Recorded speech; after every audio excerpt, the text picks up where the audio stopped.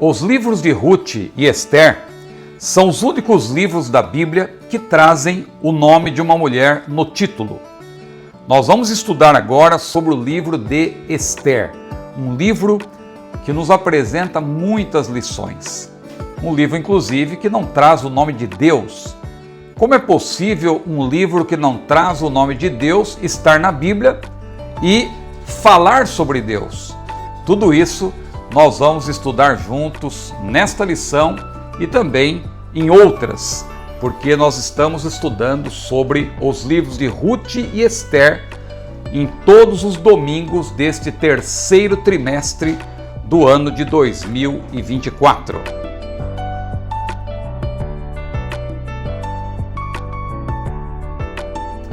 Eu sou o pastor Ciro Zibordi, seja bem-vindo ao meu canal.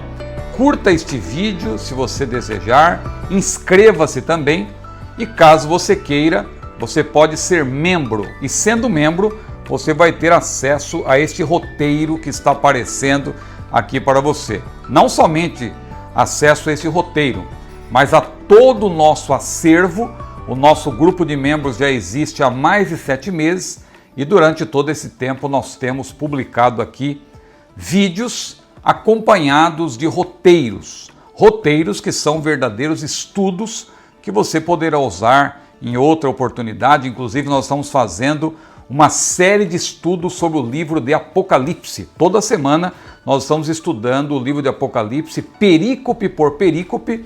Já estamos na aula de número 19, é a próxima, de um total de 40 videoaulas. E todas elas acompanhadas de roteiros. Muito bem, então se você quiser ser membro é só clicar aí no botão Seja Membro ou aqui no link que consta da descrição deste vídeo, você poderá ser membro do nosso canal. Vamos então ler o texto áureo de hoje e a verdade prática para iniciarmos esse estudo maravilhoso sobre o livro de Esther. Já estudamos durante 5 semanas o livro de Ruth e agora vamos ter um bom número de lições também sobre o livro de Esther. O texto áureo está em Esther capítulo 4, versículo 14.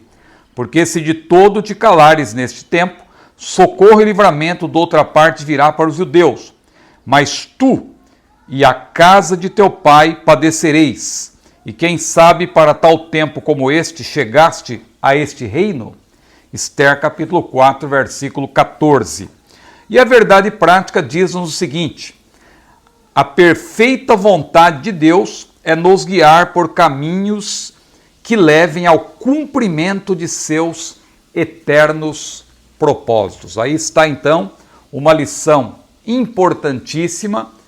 Estamos estudando sobre o Deus que governa o mundo e cuida da família. Veja, o Deus que governa o mundo e cuida da família, o ensinamento ou os ensinamentos divinos nos livros de Ruth e Esther para a nossa geração. Pois bem, nós vamos então acompanhar aqui o nosso roteiro que é baseado, claro, nos tópicos e pontos da lição, mas nós fazemos uma ampliação e apresentamos subsídios. Então essa lição é a lição de número 6, que será estudada, se Deus assim permitir, no dia 11 de agosto de 2024. Isso será estudado de maneira presencial, mas nós já estamos adiantando aqui o estudo para que você que é professor, possa se preparar bem e você que é aluno também possa ter um melhor proveito desta lição tão importante. Então nós já temos lido o texto áureo, a verdade prática, e nós vamos introduzir o assunto. Lembrando que o livro de Esther é um livro que leva o nome de uma mulher no título, assim como Ruth, e eles têm semelhanças, mas têm também diferenças. Então, como está aí no nosso roteiro, que você está vendo aqui, se você quiser ter esse roteiro, repito, seja membro do nosso canal. Esses 2 livros são os únicos em toda a Bíblia que levam nomes de mulheres, isso no título. Esther apresenta uma narrativa encantadora acerca de uma judia órfã que, por causa de sua beleza e personalidade, é escolhida para se casar com um poderoso e rico rei da Pérsia, que é o rei Assuero, também conhecido como Xerxes. De certo modo, sua história se assemelha à de Ruth, que também se encontra com um homem rico e se casa com ele. Entretanto, há muitas diferenças entre essas duas narrativas bíblicas, as quais não se restringem aos protagonistas mencionados. Muito bem, há contrastes entre Ruth e Esther. É importante nós falarmos deles agora, porque acabamos de estudar sobre o livro de Ruth e agora vamos estudar sobre o livro de Esther, e há aí uma distância entre esses dois livros do ponto de vista do tempo, da cronologia. E nós vamos ver isso daqui a pouco. Mas não somente isso.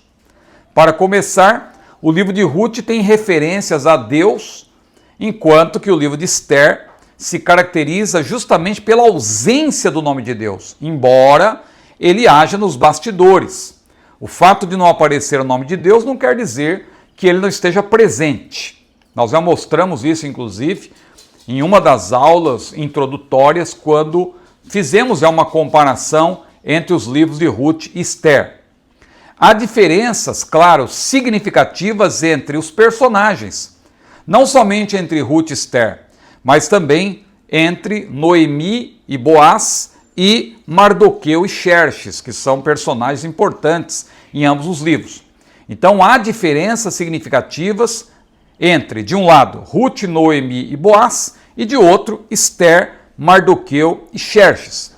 As protagonistas Ruth e Esther são exemplares, mas o que mais se destaca em ambos os livros é a fidelidade de Deus. Embora muitas vezes nós não vejamos assim, especialmente no livro de Esther, Deus agindo em primeiro plano, mas sempre nos bastidores, nós percebemos que ele está sempre no controle da história. No caso de Esther em particular, vemos que uma força anônima estava orquestrando os acontecimentos nos bastidores. As coincidências são perfeitas, perfeitas até demais para serem atribuídas à mera sorte. Deus está, sem dúvida, no controle da história.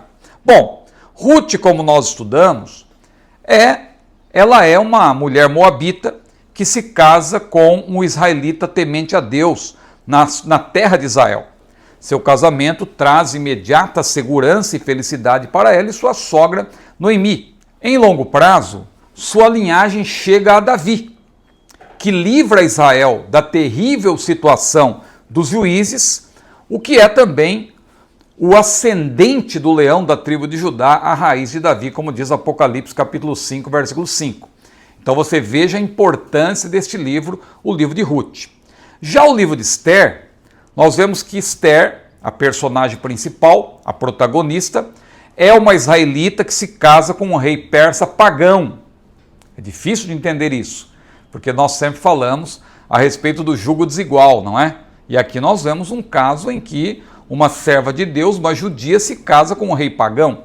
Como explicar isso? Nós vamos ter aulas em que vamos focar nisso. A aula de hoje é mais introdutória. Mas observe que Esther é uma israelita que se casa com um rei pagão na Pérsia. Seu casamento tem significado grave e imediato, que vai muito além de sua família, pois por meio de sua influência, todo o povo judeu é libertado do extermínio.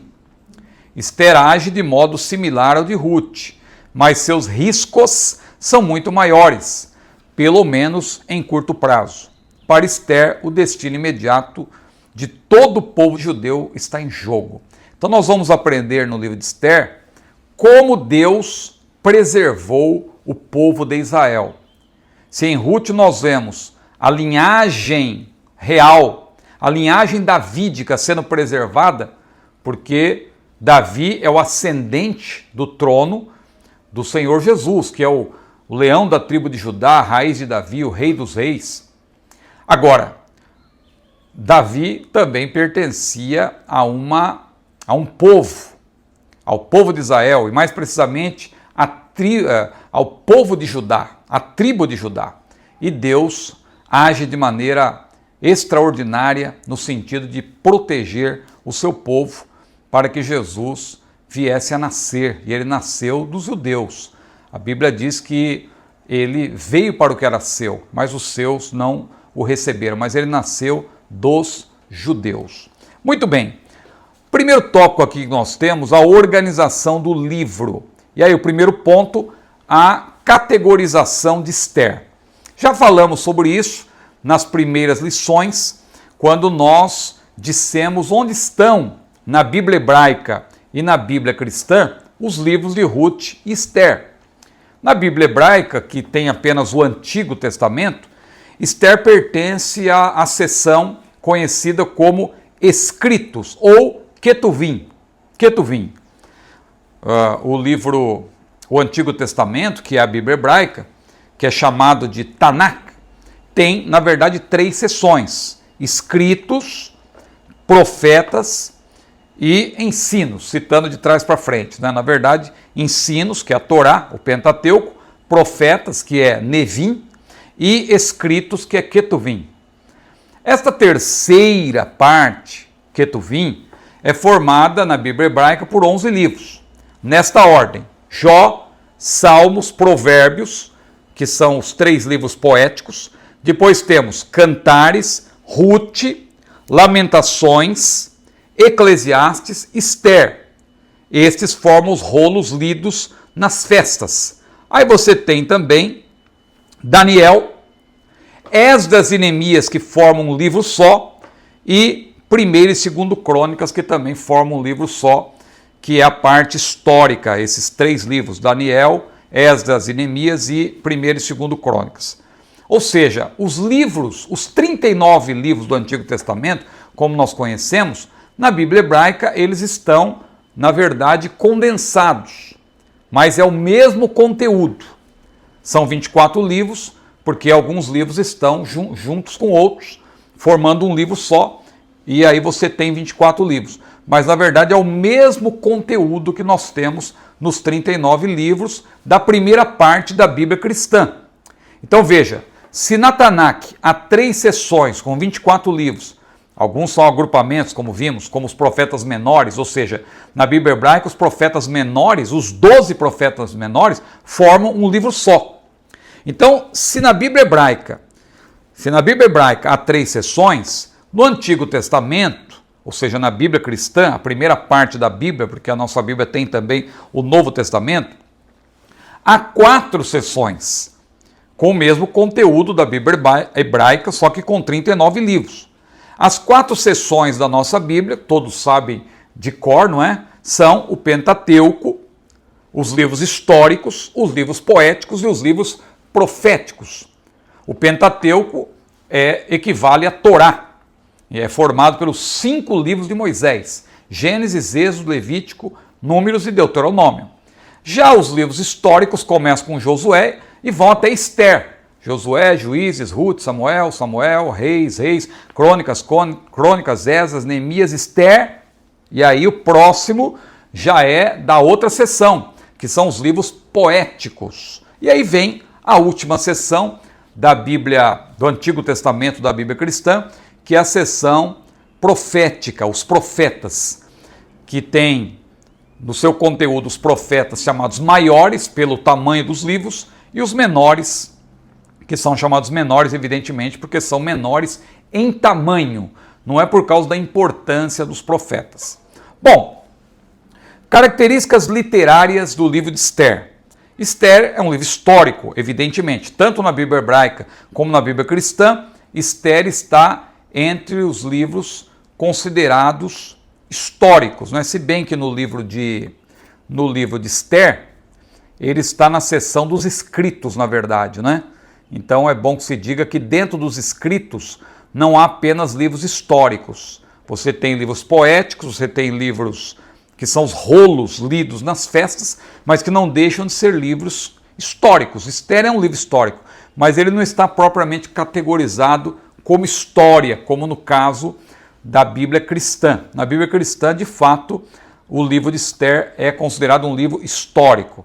Na Bíblia hebraica é um livro histórico também, mas é um livro que está categorizado especialmente como aquele livro para ser lido nas festas, especialmente na festa do Purim, no caso, né? Especificamente na festa do Purim, que será objeto de estudo ao longo desse trimestre, mas hoje nós já vamos fazer uma pequena menção.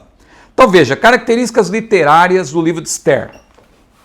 Esther é um livro histórico, evidentemente, que tem 10 capítulos, e esse livro se caracteriza por sua historicidade objetiva e menção de detalhes factuais. O autor desta lição, ele faz referência a isso. Esther é a fonte primária para a festa de Purim, como eu já falei. Seu estilo é muito mais narrativo que dialógico, ao contrário de Ruth. Então, você encontra no livro de Ruth diálogos. Já no livro de Esther, você não vai ter diálogos tanto, você vai ter mais a narração dos eventos, dos acontecimentos. Então é um livro mais narrativo do que dialógico, enquanto que o livro de Ruth é mais dialógico que narrativo. O resumo do livro, que eu até coloquei no roteiro, ainda que o nome do Senhor não apareça ao longo de todo esse livro histórico, ele, o Senhor, evidentemente, intervém, atuando nos bastidores e controlando a história. Por causa de uma estranha atitude, nós vemos aí algumas coincidências que começam a ser vistas, não é? Por causa de uma estranha atitude da rainha Vasti, que se recusou a prestigiar o rei persa Assuero, também conhecido como Xerxes, em um banquete, este a depôs, escolhendo para substituí-la a bela jovem Esther. Por que ele escolheu justamente Esther, entre tantas outras que ele tinha lá no seu harém? E Esther, inclusive, ocultava sua verdadeira nacionalidade. Isso é narrado nos capítulos 1 a 2. 5 anos após o casamento de Esther com Assuero, quando o maligno Amã, que é até um tipo do anticristo, podemos dizer assim, porque ele quis exterminar o povo judeu. Então, quando o maligno Amã tentou matar Mardoqueu e destruir o povo de Israel, Esther, ela intercede junto ao rei e o Senhor dá um grande livramento ao seu povo e o exalta. O Senhor não aparece agindo, mas nós sabemos que ele estava atuando nos bastidores. Autoria e data é o terceiro ponto. A autoria, é difícil saber quem é o autor ou autora deste livro, mas desde os tempos antigos, Mardoqueu, também conhecido como Mordecai, tem sido considerado um candidato autor, embora o último capítulo pareça ter sido escrito por um redator judeu, como Esdras. Mardoqueu também era judeu, mas Esdras, no caso, porque alguém que estivesse vivendo lá na Judéia e conhecesse também como era o mundo persa. Então, Esdras, não somente Esdras, mas o próprio Neemias também tem sido sugerido como autor desse livro. Mas Ellison diz o seguinte: embora o autor seja desconhecido, é evidente que ele ou ela conhecia bem os costumes e a corte da Pérsia e tinha talento dramático. O Talmud atribui a autoria de Esther à grande sinagoga, cujo provável presidente, Esdras, poderia ter colaborado no livro. Então são suposições aí sobre a autoria, porque não dá para saber quem é o autor de fato. Quanto à data, também é difícil ser dogmático com respeito à data, mas os acontecimentos descritos em Esther se encaixam cronologicamente entre os capítulos 6 e 7 de Esdras. 6 e 7 de Esdras, né? Eles ocorreram entre a dedicação do templo em Jerusalém, diz Paul Hoff, 516 a.C., e o retorno de Esdras, 458 a.C. Depois da morte de Ciro, Dario reinou e organizou o vasto Império Persa. Tem um erro aqui, deixa eu já corrigir, não é? O vasto Império Persa. Seu sucessor foi Assuero. Este reinou desde 486 até 465 a.C., diz Paul Hoff. No terceiro ano de Assuero, ou seja, no ano 483 a.C., a rainha Vasti foi deposta. No sétimo ano desse rei, Esther foi coroada como rainha.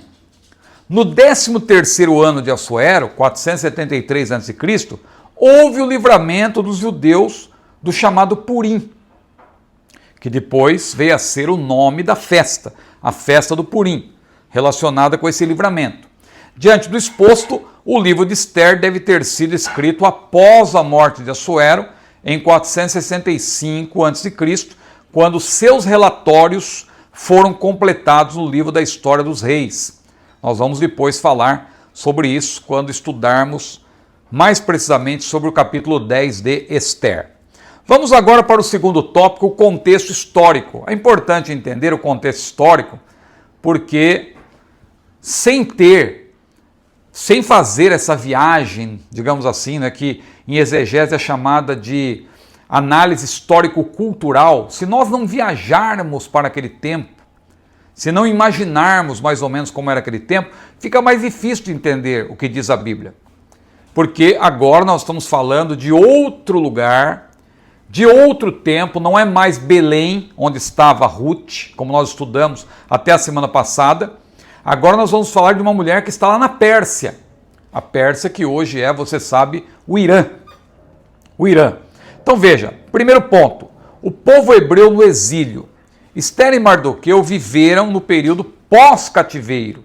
Então veja, se Ruth viveu nos dias dos juízes, quando não havia ainda a monarquia de Israel, agora nós vemos que Esther já vive num período pós-exílico.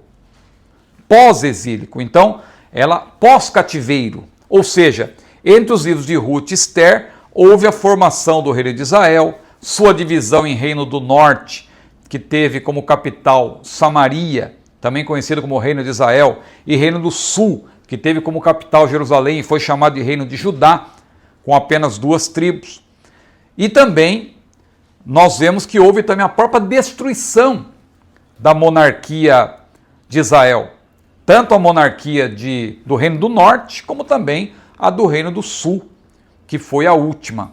E depois nós já vemos Deus libertando o povo vindo do cativeiro, mas Israel nunca mais voltou a ter um reino como antes, um reino independente, como no tempo de Davi, no tempo de Salomão. Então nós temos, eu coloquei aí, o fim da monarquia de Israel. De 745 a 587, os assírios e os babilônios, respectivamente, capturaram grande número de israelitas e os forçaram a deixar os seus lares e viver em terra estrangeira. A Síria, que foi um grande poder mundial até o ano 612 a.C., derrubou o Reino do Norte em 722. Em seguida, a Babilônia, que reinou como poder mundial até 539, quando Ciro, o meu xará, o grande, o rei da Pérsia, conquistou, mas a Babilônia antes destruiu o Reino do Sul de modo definitivo em 586. Houve levas, na verdade, em que o povo de Israel foi sendo levado, o povo de Judá, perdão, foi sendo levado para a Babilônia. E ficou só aquele povo pobre na terra. Mas chegou o momento, em 586, em que a Babilônia destruiu Israel, destruiu o templo. Embora, repito, Judá já estivesse subjugada desde o ano 605, mas só no ano 586 é que houve essa destruição. Agora, olha esse ponto que importante que eu coloquei aí no meu roteiro. Você que é membro do meu canal, recebeu antecipadamente. O fim não é o fim. Veja que o texto áureo, o próprio texto áureo, tem as seguintes palavras. Olha que interessante. Se você observar aqui o texto áureo, olha o que diz o texto bíblico. Porque se de todo te calares neste tempo, socorro e livramento de outra parte virá para os judeus. Mas tu e a casa de teu pai perecereis, e quem sabe para tal tempo como este chegasse a esse reino. Ou seja, esse versículo quer dizer que de toda forma Deus interviria na história, porque Deus está no controle. Então, eu estou dizendo aqui o fim não é o fim, por quê? Como Deus é misericordioso, o fim dos reinos de Israel e Judá representou, na verdade, um recomeço. O fim não é o fim ensejou um recomeço. E eu coloco aí uma citação da Bíblia de estudo que tem D.A. Carson como editor, que é justamente a Bíblia de Estudo Thomas Nelson. A Bíblia de Estudo Thomas Nelson, que é uma Bíblia muito boa, não é? Que tem como editor o exegeta D.A. Carson. E se menciona o seguinte nesta Bíblia: Deus permite que as nações estrangeiras conquistem os reinos de Israel e Judá. Essas nações estrangeiras deportam o povo, mas a promessa do Deus fiel de preservar seu povo segue com eles para o exílio. A compaixão de Deus preserva o povo judeu, apesar das tentativas de inimigos poderosos de destruí-lo. Esse fato é exemplificado no livro de Esther, uma história em que Deus, embora não seja mencionado pelo nome no livro, age para salvar o seu povo. Os versículos finais dos 2 livros de Reis, além de 2 Crônicas, indicam que esse não foi o fim da história. Um rei davídico permaneceu, embora cativo, e um novo rei persa, Ciro, libertou as pessoas para retornar e reconstruir suas terras e o templo. Então veja que importante. O próximo ponto, o fim do exílio. Este, para os hebreus, exilados na Babilônia, ocorreu de modo gradativo. Se o povo judeu foi levado para a Babilônia também em levas, observe que o retorno também ocorreu em levas, pelo menos 3. Então, para os judeus exilados na Babilônia, o fim do exílio ele se deu de maneira gradual, gradativa, entre os anos 538 e 445. Para isso, Deus levantou 3 importantes líderes: Zorobabel, Esdras e Neemias. 3 líderes com características completamente diferentes, porque Zorobabel era da linhagem real, era um líder que poderia ser um rei. No caso de Esdras, ele era um escriba, era um homem versado, um sacerdote. Já no caso de Neemias, ele era um leigo. Ele era um leigo que trabalhava como copeiro do rei, mas Deus levantou como líder. Então veja que o chamado é um ato soberano do Senhor. Ele chama a quem Ele quer.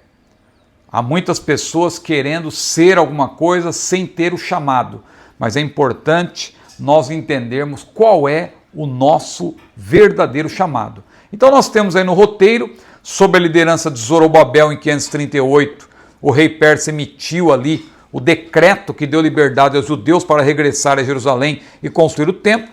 Então, sob a liderança de Zorobabel, cerca de 50 mil judeus voltaram para sua terra. Tem toda a explicação aí, você que recebeu o nosso roteiro. Sob a liderança de Esdras, também já um tempo depois, 58 anos depois da conclusão da obra, porque eu explico aí que a obra ficou embargada durante um tempo, porque os samaritanos que queriam participar da obra não puderam participar, e por isso eles acionaram advogados lá na Pérsia, e o rei que estava lá naquele momento, que era Cambises, ele embargou a obra em 530, e ela só viria a ser retomada em 520. E ela foi concluída no ano 516, aí com incentivo de Ageu, Zacarias. Nós vemos isto nos profetas menores. Agora, sob a liderança de Esdras em 458, ou seja, 58 anos depois da conclusão da obra, e uma geração depois do primeiro regresso, sob as ordens de Artaxerxes, outro grupo voltou a Jerusalém, aí claro, sob a liderança de Esdras. Então veja que interessante. E depois, finalmente, sob a liderança de Neemias, em 445. Aí nós temos o terceiro ponto, o pós-exílio. O Império Persa dos dias de Assuero e Ester tinha 3 capitais, Suzã, Babilônia e Persépolis. Os fatos narrados em Ester se dão, claro, em Suzã. Suzã, que era a residência real de Verão e estava localizada no Planalto de Elão, a cerca de 400 quilômetros da Babilônia. Então aí tem as informações importantes. Quem era Assuero? Este rei persa promoveu uma expedição gigantesca contra a Grécia em 480 a.C., tentando realizar o que seu pai Dario não conseguira em 490, isto é, conquistar e anexar a península grega ao Império Persa. Então era um anseio que esse rei tinha, ele não conseguiu, e você vai perceber que esse pano de fundo está relacionado com os capítulos 1 e 2 de Esther. Então é bom, quando você ler Esther, você entender isso, quem era Assuero, ele estava querendo conquistar ali, estava em guerra com a Grécia, e é interessante tudo isso. Mas veja, quem era Esther? Esther, que é a protagonista desse livro, era órfã de pai e mãe, e era uma judia exilada, que foi criada ali por seu primo, Mardoqueu. Mardoqueu que exerceu na Pérsia, por assim dizer, uma função parecida com a de José no Egito e também Daniel na Babilônia. Ele foi um governador, ele foi alguém importante ali para o rei Assuero. Esther e seu primo foram usados por Deus para a preservação do povo de Israel, frustrando mais uma das ações de Satanás ao longo da história.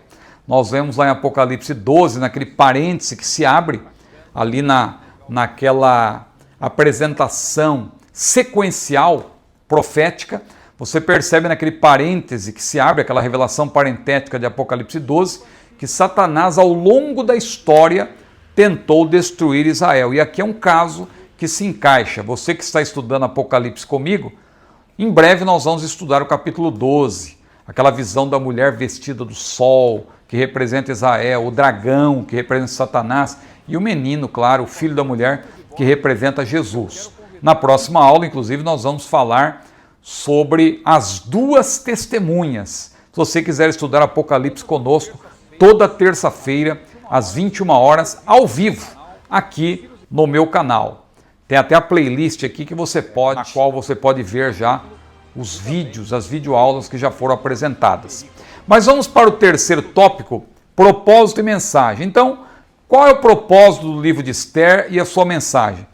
A providência divina. O principal propósito de Esther é, sem dúvida, apresentar o cuidado providencial de Deus com o seu povo.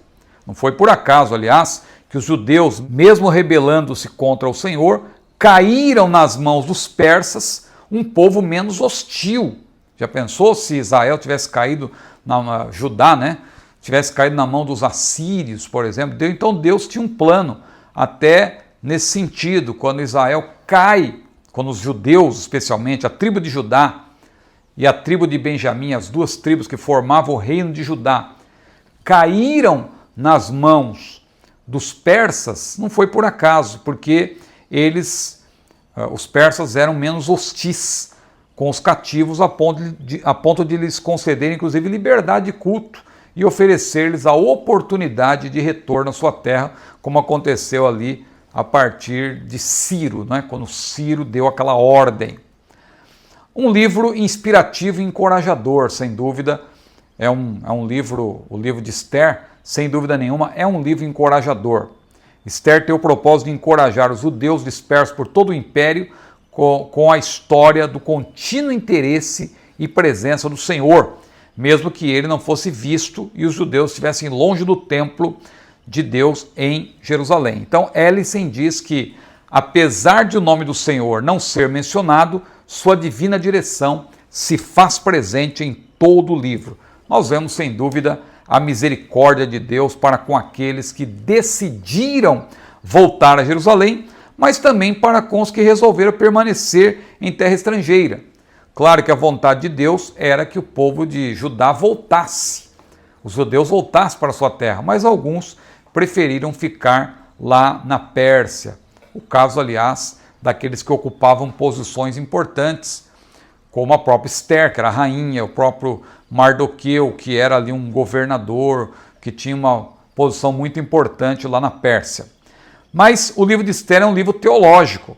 Além de ser uma obra-prima literária, a história de Esther e Mardoqueu, como diz Carson, ou o editor dessa Bíblia, mas os colaboradores dessa Bíblia dizem que Esther e Mardoqueu contêm uma profunda teologia. Deus cumpre suas promessas redentoras, não só mediante grandes milagres, mas também por meio da providência divina, operando em episódios comuns. Aparentemente comuns, não é? Porque você não vê nada assim miraculoso acontecendo, entretanto, você percebe Deus atuando nos bastidores. Uma falsa estabilidade. Como vimos no estudo sobre o livro de Ruth, Deus abençoa seus servos, é o ponto aqui, né? O segundo ponto, uma falsa estabilidade, ponto da lição. Como vimos no estudo sobre o livro de Ruth, Deus abençoa seus servos onde quer que eles estejam. Mas isso se torna nulo quando voluntariamente escolhemos estar no lugar errado. Então, é uma lição importante também. Eu falei de casos excepcionais em que o povo de Deus foi abençoado mesmo em terra estrangeira, mas chegou um momento em que Deus queria que a sua casa que estava de pé novamente lá em Judá, Deus queria que o seu culto fosse estabelecido. Deus usou até o profeta Ageu para dizer, olha, cada um corre à sua própria casa, mas a minha casa está deserta, porque o povo estava desprezando o culto ao Deus de Israel, lá em Judá. Então, embora muitos judeus tenham sido abençoados por Deus em terra estrangeira, cumprindo seu chamado ali, como nos casos de Daniel, nós podemos citar também Ezequiel, Esther, Mardoqueu, outros, ao escolherem permanecer longe de Jerusalém, mesmo depois do exílio, afastaram-se do Senhor. Eles escolheram ter uma falsa estabilidade em detrimento da casa do Senhor. Lembremos sempre, como nós já falamos em lições anteriores, que o melhor lugar para nós estarmos é no centro da vontade de Deus. Não importa se a pessoa está num determinado país, ou num país próspero, ou num país não muito próspero, se ela estiver no centro da vontade de Deus, ela vai ser abençoada. José estava na prisão, mas a Bíblia diz, Deus estava com José. E quando José estava também como governador do Egito, lá como o segundo, ou seja, Faraó mandava sentado no trono, mas José era aquele que administrava tudo, era o Zafenate Paneia, diz a Bíblia, o salvador do mundo. Então, ele também, diz a Bíblia, o Senhor estava com José. Então, não fosse a misericórdia do Senhor, os judeus teriam sido exterminados em Suzã, como diz Esther capítulo 3, versículos 7 a 13. Mas o melhor lugar para se estar é no centro da vontade de Deus. E o terceiro ponto, que será objeto de estudo também em aulas posteriores, a festa do Purim. Há também o propósito religioso de Esther, já que apresenta uma explicação autêntica da origem do Purim, uma festa especialmente cara aos judeus da dispersão, na qual o livro de Esther é lido. Além das festas ordenadas na lei, que nós conhecemos, né? A Páscoa, pães asmos e assim por diante, festa das semanas e tabernáculos, ou Pentecostes no caso, e tantas outras festas, além dessas festas que estavam no calendário, depois outras duas se juntaram a elas, que é justamente a festa do Purim e também a festa do Hanukkah. Você já ouviu falar muito do Hanukkah, não é? Que tem aquele candelabro de 9 braços, que é conhecido como Hanukkah. E nós até já explicamos aqui em outra ocasião, em outra oportunidade, por que aquele candelabro tem 9 braços, né? Que são, na verdade, 4 de cada lado e uma haste central, que aquelas 4 de cada lado, fazendo 8, representam os 8 dias em que o azeite durou, quando o templo foi reinaugurado e não havia azeite suficiente, isso no período intertestamentário, não havia tempo hábil para se produzir o azeite, porque o azeite ali do templo levava-se 8 dias para produzi-lo, tinha toda uma preparação. Então, naqueles 8 dias, o pouquinho de azeite que tinha foi suficiente para manter as lâmpadas acesas. Daí veio então a origem daquela festa conhecida como Hanukkah, que tem a Hanukkah. Não vá confundir a Hanukkah com a Menorá. A Menorá é o candelabro de 7 braços, como está na Bíblia. E a Hanukkah é o candelabro com 9 braços, sendo que a haste central é a que tem a vela, né, que acende as demais, que são 8, correspondendo aos 8 dias em que, miraculosamente, ali o candelabro no templo manteve-se aceso com o pouquinho de azeite que tinha. Assim, houve tempo para que mais azeite fosse produzido. Muito bem, mas Purim é a festa que tem a ver com esse livramento que Deus deu para Judá, para Israel, que seria exterminado, não é? Judá era o que restava e seriam todos exterminados, como nós vamos ver posteriormente. E uma onda de perseguição antissemita abateu sobre os judeus que viviam na Pérsia durante o reinado de Xerxes. O Senhor libertou o seu povo por intermédio de Ester, e os judeus celebraram essa libertação com a festa de Purim. Os seus inimigos determinaram quando atacar, lançando sortes. Olha que interessante. Então os judeus chamaram essa festa de Purim, que significa justamente sortes.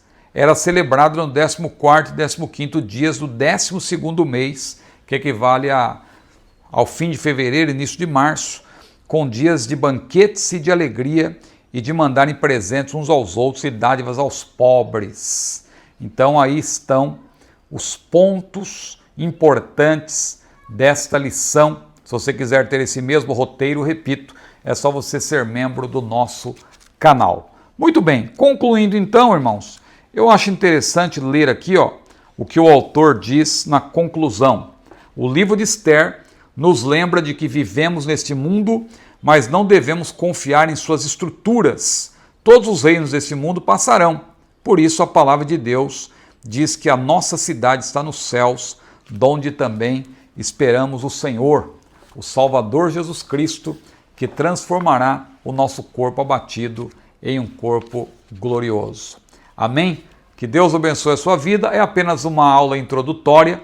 Nós vamos ter ainda, veja, a deposição da rainha Vasti e a ascensão de Ester, a resistência de Mardoqueu, a conspiração de Amã contra os judeus, o plano de livramento e o papel de Ester, a humilhação de Amã e a honra de Mardoqueu, o banquete de Ester, denúncia e livramento, e a lição 13, Ester, a portadora das boas novas. Ou seja, a maior parte desta lição é sobre o livro de Ester. Tivemos 5 aulas sobre Ruth e agora teremos a maior parte sobre o livro de Ester. Amém? Se você chegou até aqui, eu creio que você está gostando desse vídeo, então quero pedir a gentileza de você curti-lo, compartilhá-lo, inscrever-se no nosso canal e, caso queira ser membro, para ter acesso a todo o nosso acervo, você não vai ter acesso só a esse roteiro da Escola Dominical, mas a todos os roteiros, a todos os esboços.